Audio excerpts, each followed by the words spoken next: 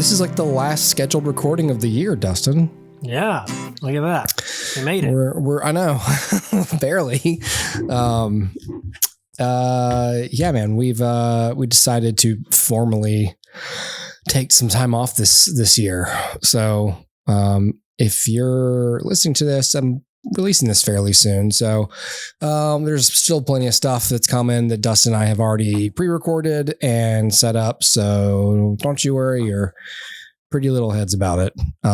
You'll have stuff to listen to for a while, and we're still going to come back and do the best of the 20-year films for me. So yeah, I'm almost done watching those. The ones that I'm going to watch.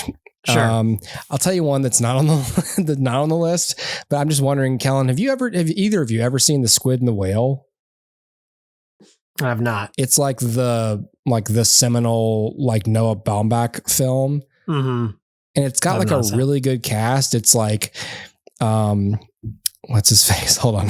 Who's the cast? Real good. God, what's that guy's? That's the I can't believe I'm blanking on his name. The guy from the newsroom, the main guy.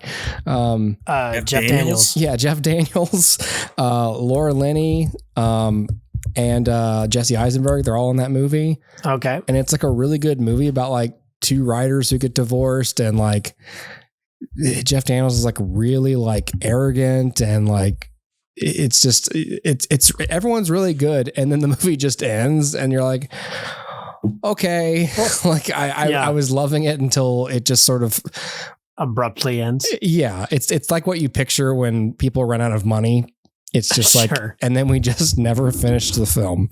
Yep. And this is the ending. So, because for a while I was sitting there, I was like, this might make the list. And then it was like written and directed by, I was like, oh, fuck you. Right. So anyway, I was mad about that.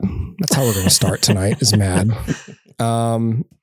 Okay. So anyway, yeah, that's the note. So yeah, spoiler alert, Squid and Whale is not on the list. If you were holding out for that, making the podium, don't. Okay.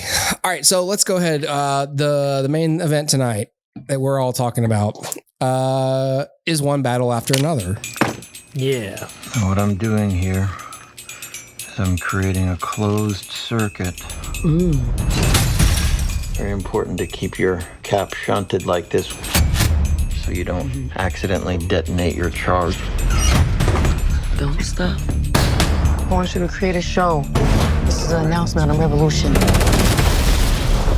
The message is clear. I'll be seeing you very soon. Not if I see you first. Viva la revolution! We're bringing justice to the vigilante group known as the French 75. We are here to award Stephen Lockjaw with the Medal of Honor. You have to understand, Willa. Me and Mom used to run around and do some real bad shit. They got hurt. Now they're coming after us. I'm sorry. I didn't ask for this. That's just how the cards were rolled out for me. It's not cards. You don't roll cards. It's dice. Dad, what is wrong with you? You're right. Let's go. I got a tunnel. Whoa, what's going on? I need a weapon, man. All you got is goddamn nunchucks. You know where I can get a gun?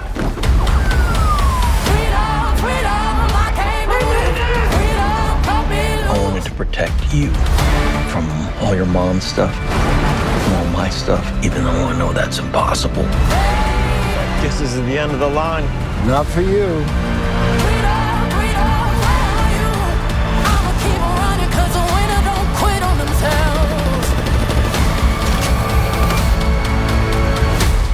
Whoa, who's this? Oh, they're just my friends. Now, is that a he or a she or a they? It's not that hard. They, them. Okay, I just want to be polite.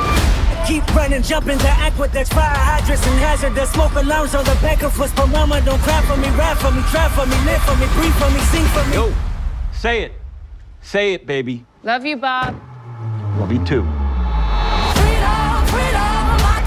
You know what freedom is? No fear. Just like Tom Cruise. So this is the new film written and directed by Paul Thomas Anderson. based on a novel, apparently, by Thomas Pynchon.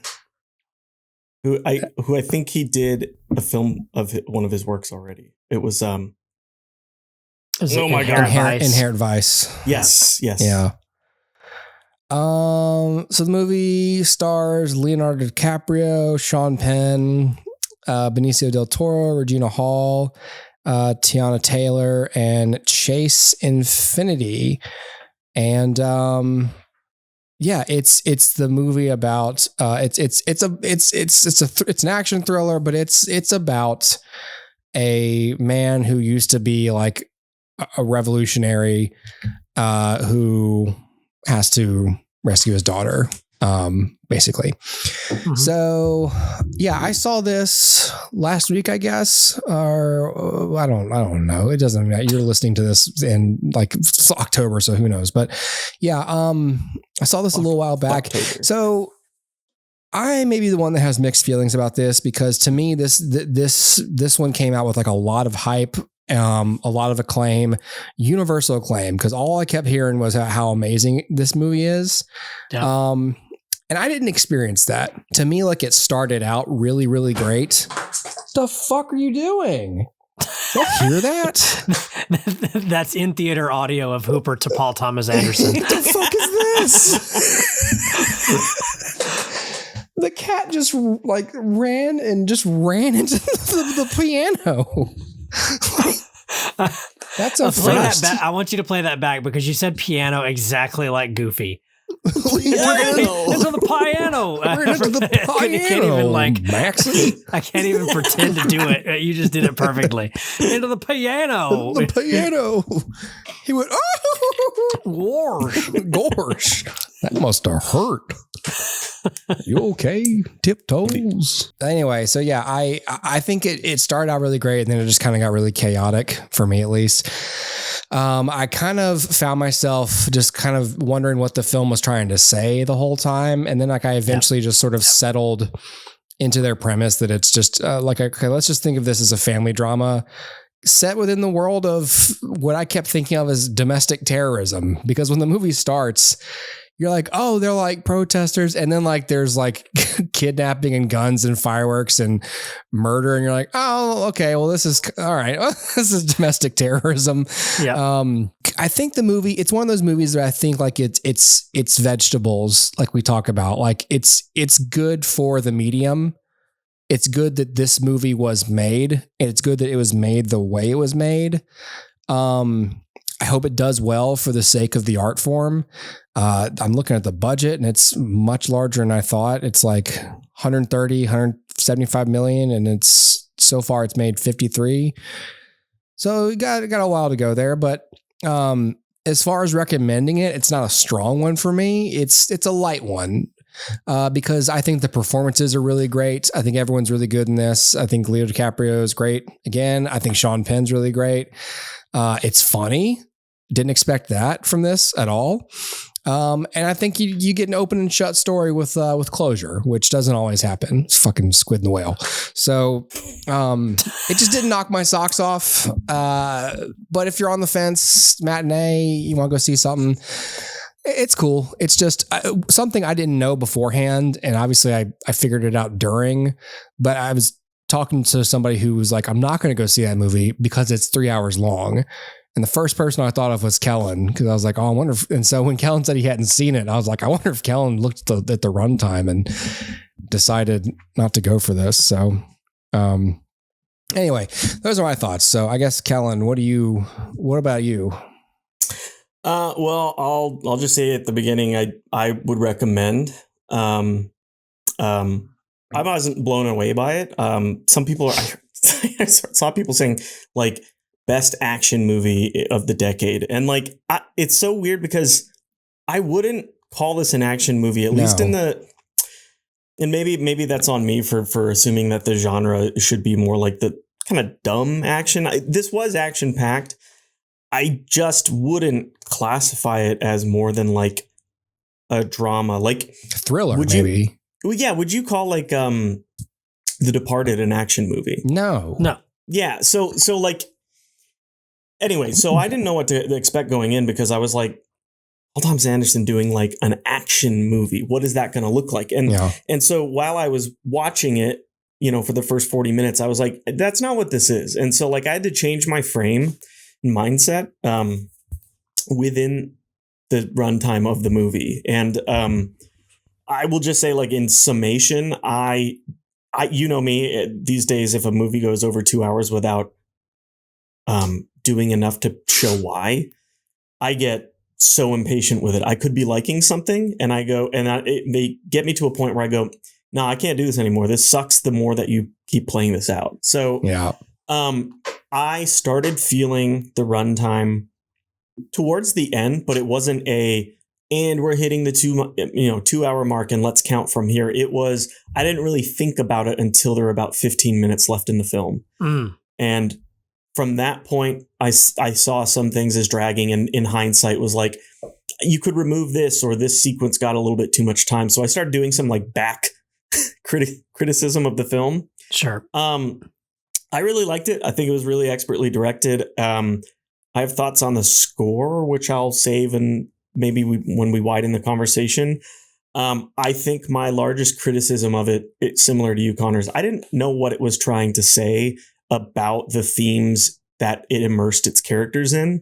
I only know what it was trying to say about a father and daughter. So that was frustrating for me because, we're in a time right now where like the political shit is super heightened. So when you start into a movie that doesn't explain itself outright from the start, like I got the vibe that, maybe this is grounded. And then the more that I watched it, I was like, this is all the surreality knobs in a lot of the themes and tensions and stuff going on in the country seemed turned up to the point where, had what's going on right now not been happening, this would be seen as like some sort of quasi dystopian future.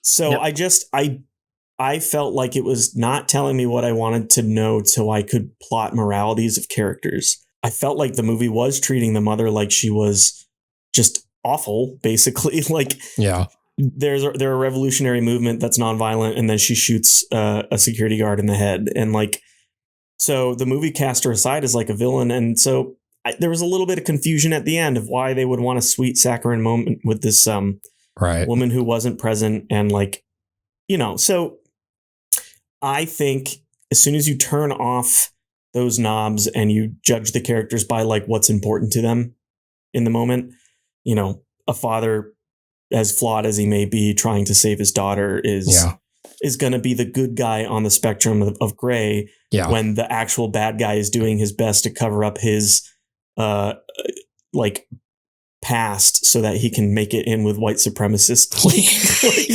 shadow government guys. And so it's like, if you play in those rules, their morality is kind of clear. But when you're watching it, you're like, I don't know, man. That scene progressed because I was like, it's like, we're in like an exclusive club. And I was like, this is like a fucking, they're going to like go golfing and stuff. What kind of like sweet club is this? And it's like, so are you of pure white ancestry? And I was like, oh, fuck. It's that kind. Yes. Never mind. This sounded enticing until we started. And that was pretty clear with me, like pretty early on what that whole situation was all about. Like when they were in the wedding venue or whatever. They had to spell it out for me. I would. Oh gosh, I had one last thing I wanted to say before I passed off to Dustin. Maybe I'll save it for the wider combo. But like, there should just be a genre that is guy who used to be great at something having to dive back into said thing when they're old and crotchety. Like, DiCaprio's performance and like what the character, who he became and what he, it felt like a Magoo. If Mr. Magoo was an revolutionary terrorist. It's like if you were to see, it's like if the Michael Caine's Alfred had to go back to Burma, like, I don't know how to shoot this bloody gun. I'm 94 years old.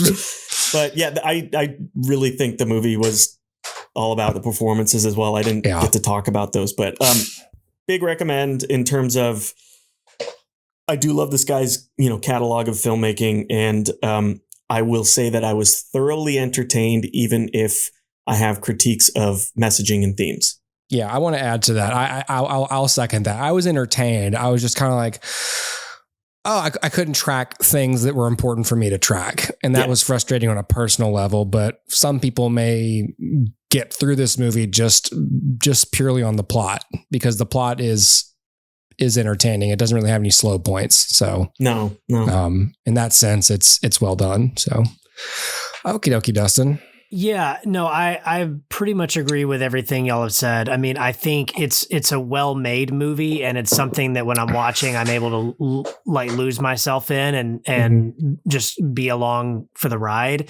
But I think looking back on it, I'm like, okay, I do think you could easily cut 30 to 40 minutes out of this movie without damaging much that's there. I think that the ending is simultaneously anticlimactic and too long. And I think that it does, for me, drag a little bit in the middle, particularly with some of Leo's character story. And like, he's comedic relief at that point, which is fine. And, he's bringing some levity to the film. No issues with that. But then I felt like his story got the lion's share of the runtime for a little bit. And it just felt like some of the tension of like what was happening on the darker side of things was lost because we were spending so much time in the levity. So I think tonally it didn't quite gel for me because I wanted to depict whether it was going to be dark and thrilling or if it was going to be comedic and light. And like, you can still be both of those things to a pleasurable degree, but when you go all in on both, then it kind of feels confused. So then when you jump back into something that's actually tense and terrifying, you kind of have been away from it for too long. And so there's that, like, but apart from that critique, I mean, this is a performers movie, and Leo and Sean Penn are both fantastic in this movie. Yeah. Even though Sean Penn is doing like some real scenery chewing, like he very is broad. He's hamming it up, but it's like in a good way. The surreality knob, like all these characters are super amplified. 100%. I don't 100% know what his character, like what his goal was with the girl. Like I know what he was doing, but I also don't quite know what he was doing. Like, you know what I mean? Like he was just trying to sweep things under the rug, but I don't really understand the mechanisms of it, if that makes sense. We can talk more about it in a minute, but like, but it felt very like general to me. And like, there was probably a smarter way to go about what he was doing. But it also works because his character is inherently really stupid. And that's funny, but also like terrifying because he's like a terrifying stupid. Yeah. I don't know, but I think for me, like the takeaway, unfortunately, is that I didn't care for the ending, and that's the last thing you see. So, okay, so it left me with like this taste in my mouth that was like, oh, it was just a lot of driving at the end, and it didn't feel like the tension was there because it was just like a lot of and it's like, okay, like, come on, like do something. And it didn't feel like you're building tension with those moments. It just felt like you were stretching the time. So I enjoyed it. And would I recommend it? Yeah, totally. But I think I would recommend it to listeners of this podcast, and I would recommend it to some of the more like seasoned film buffs that I know. But would I recommend it to a general audience? I don't think I necessarily would. I don't think they'll get from it what is intended at all. And then to that end, I agree with you that the messaging is a little messy. And I found myself about that midpoint trying to think like, what are they saying? Like all the characters in this are not great people. Right. And even if they have good motivations to start, they're not really good people. And like, I'm not sure what I'm supposed to be feeling about that. Am I supposed to be rooting for good people who went too far? Or am I supposed to be rooting for people who aren't really that worried about how far they went, just that it got bad, if that makes sense. Consequences. What am I supposed to actually feel for them? And so the person that you feel the most for, at least that I did, is his daughter, who's kind of swept up in all of this, unwittingly. Like, she didn't have any say in this. So I do feel for her, but everyone else, it's like, I'm not sure what I'm supposed to be feeling for these characters. And so that can feel a little bit like the writer didn't know either.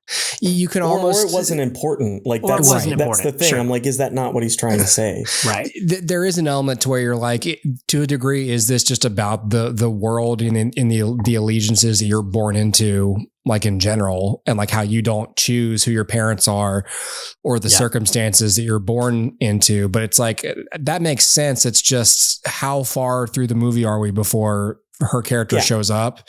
Yeah. So in that way, it's like an ensemble. It's like, well, her parents made this choice, and then it's like plot and theme start to mix. Like, well, if her parents are this, then they need to be fighting a system that's doing this, and so there needs to be a figurehead by Sean Penn who's this, and then it's all there to, like, if we're going the daughter route, it's all there to set up, the world that she's born into. But it's like, well, that's like 55 minutes of setup. Right. So, earlier you mentioned it was based on that Pinchon book or whatever. I'm by no means an expert. I just did my Wikipedia dive and reference stuff last night. Not for this podcast, to be honest with you. I just do it after I watch movies I enjoyed. And it said it took themes from a book that was generally about revolutionary, and I think it must be France. Something like that. And it doesn't seem like his want was to make a statement on the current situation. It was, well, if I'm an American filmmaker and I'm adapting a story that specifically, he was like, what I did want to use thematically from that book was the father-daughter relationship. So to me, it seems like he's just interested in the dynamic of a father and daughter caught up in the father's, consequences of his actions for his past, in this type of dynamic, power-wise.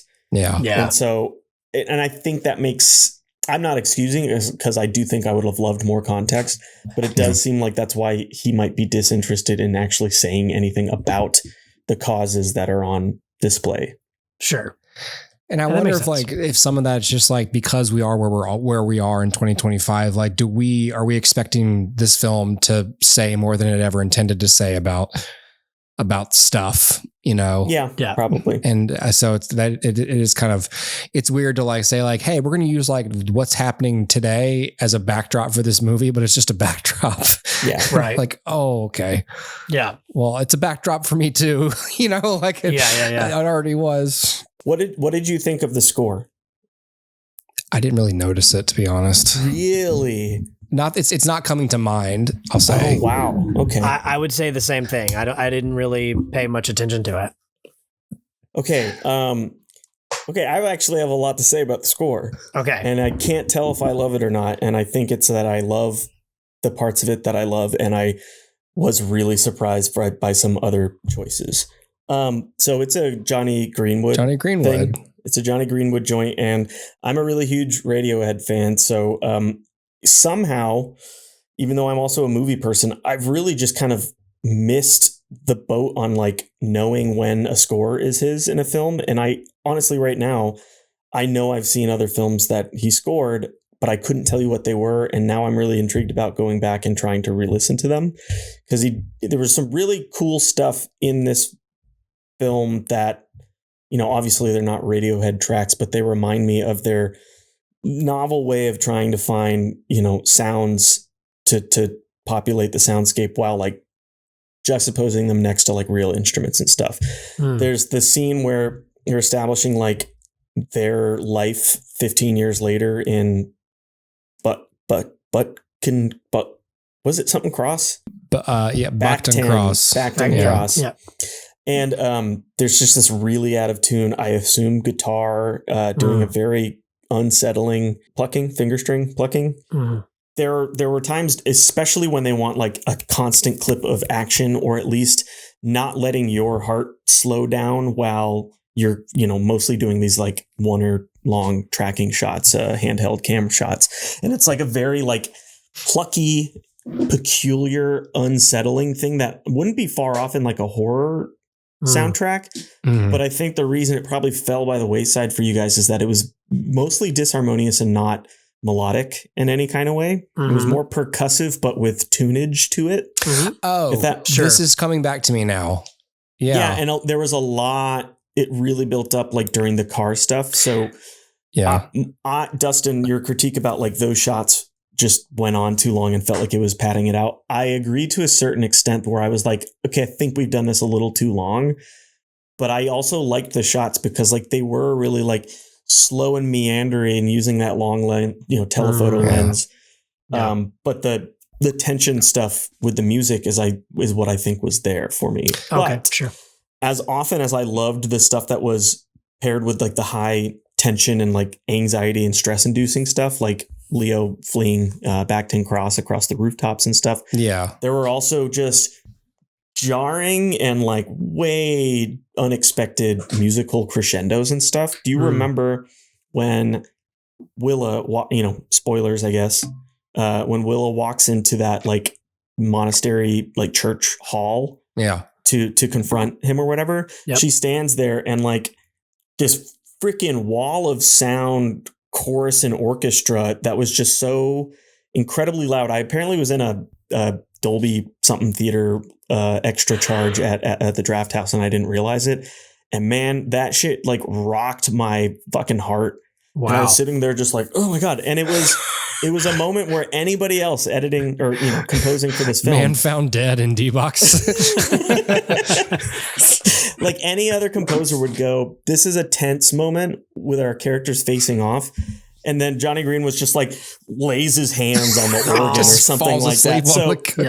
So there were a lot of moments where like I was pulled out of it by thinking too much about what I was experiencing sonically. Yeah. And I feel really bad. I'm a musician. I love music and I really respect, scores. But more often than not, a score does just completely pass me by. And this one didn't for good reasons and didn't for like some kind of like really peculiar pull me out of the film reasons. There were a lot of really loud, jarring musical moments, I guess, that I don't know if I agree with. Anyway.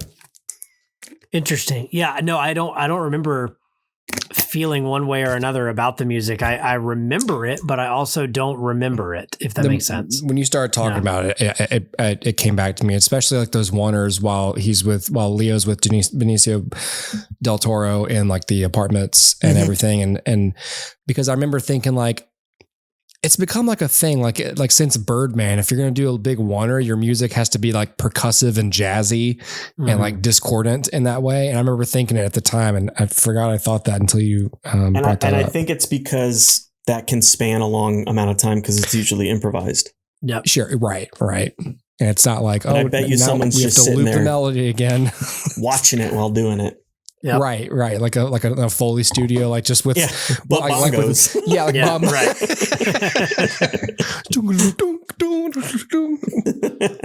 It's a shit taped to his feet, like take. Yeah. Okay. Well, what else do we want to talk about? I mean, what was your favorite moment?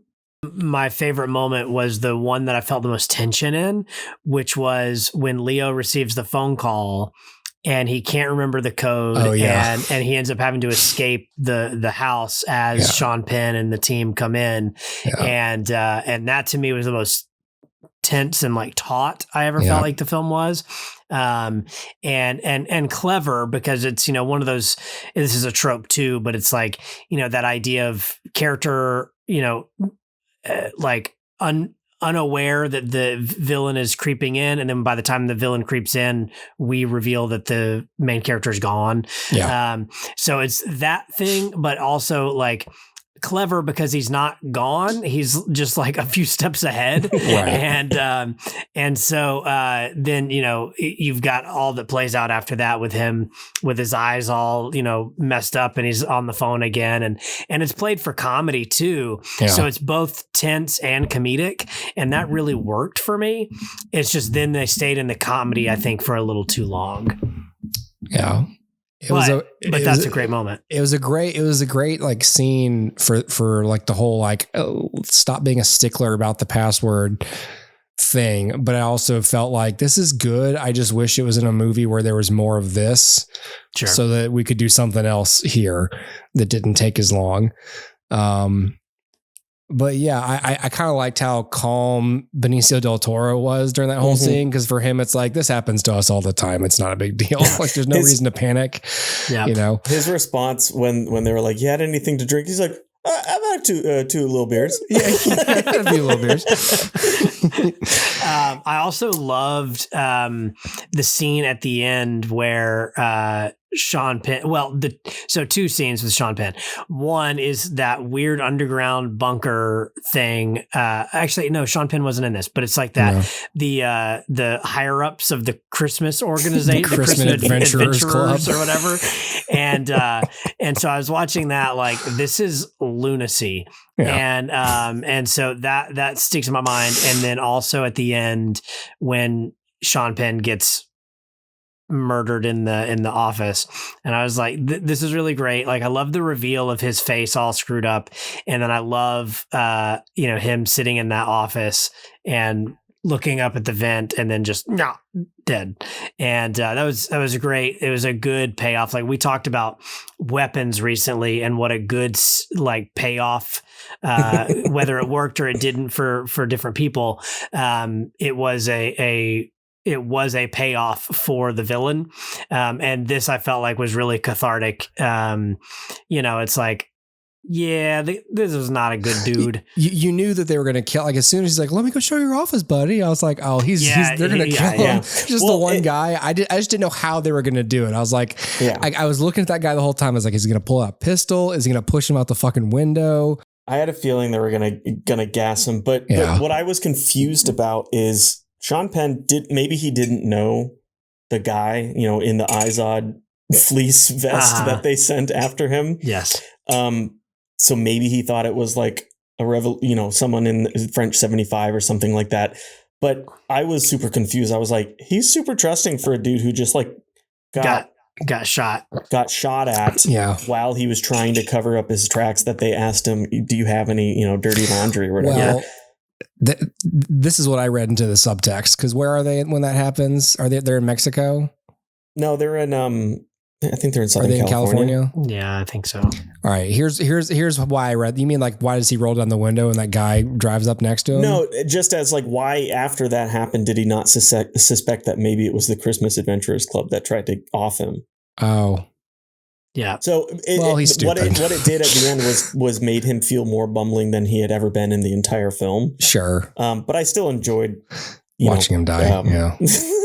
Yes, putting it that way. I thought you were saying, why would he roll down his window when, No, but I think the ADR, he was just like, "Who is this now?" or something like that.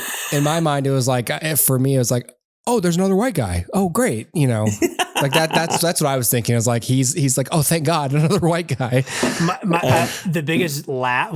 So what was the biggest laugh in the film for you? Okay. It may be the exact same one. It's the 40-foot tree fall.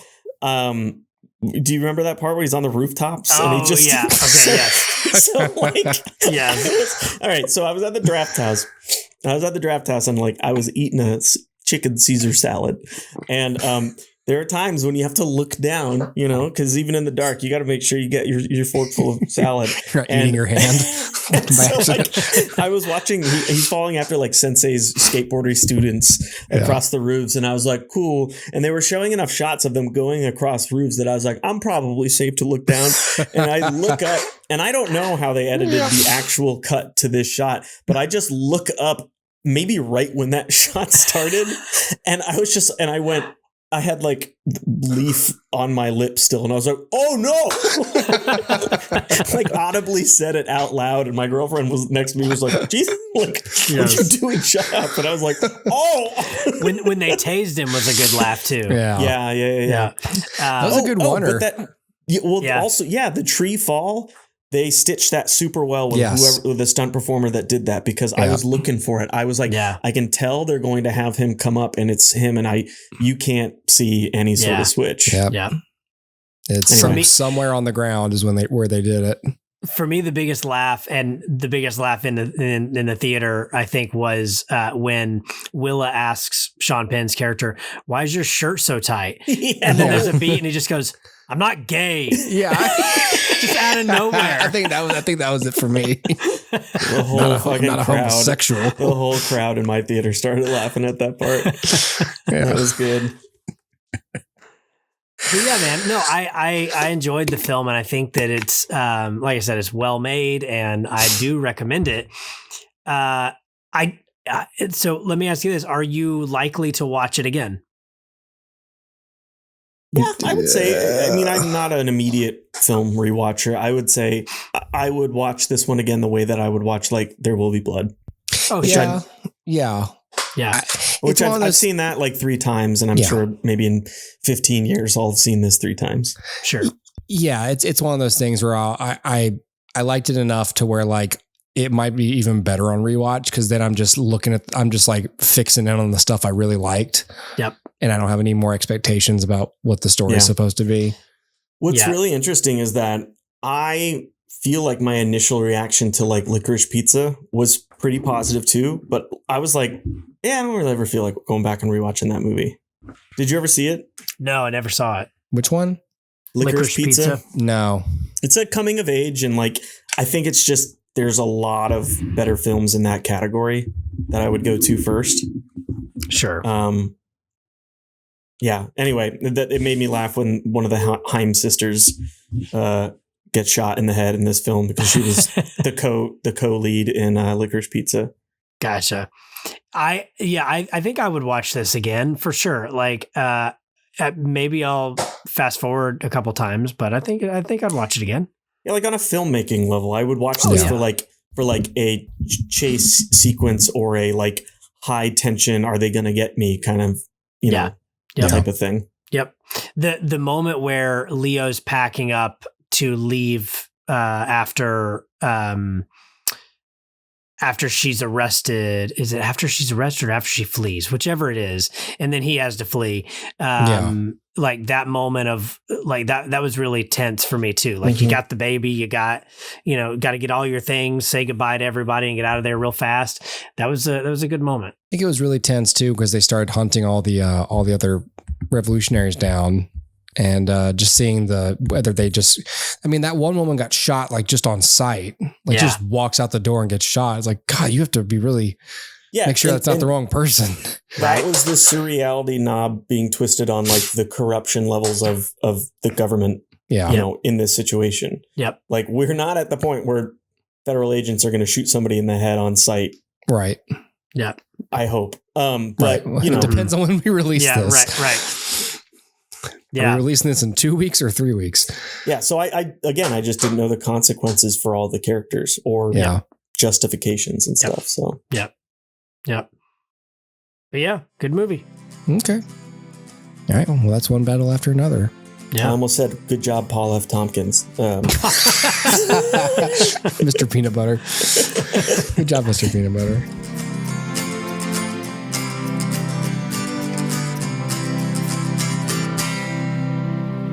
The fuck are you doing?